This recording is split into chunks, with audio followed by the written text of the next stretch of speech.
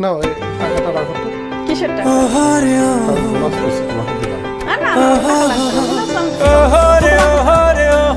বোনাসে রাখো। আমি কেন টাকা দেবো মানে? তুমি যাও না। কেন যাবো না?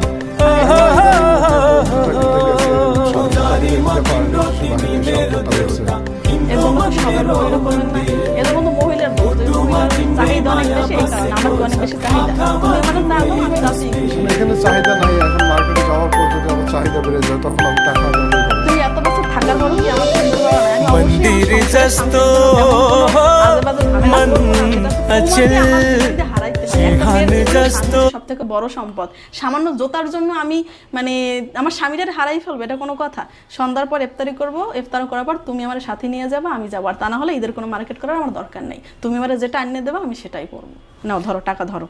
আচ্ছা ঠিক আছে, তোমার কাছে রাখো। কি আমার কাছে রাখবো না? আর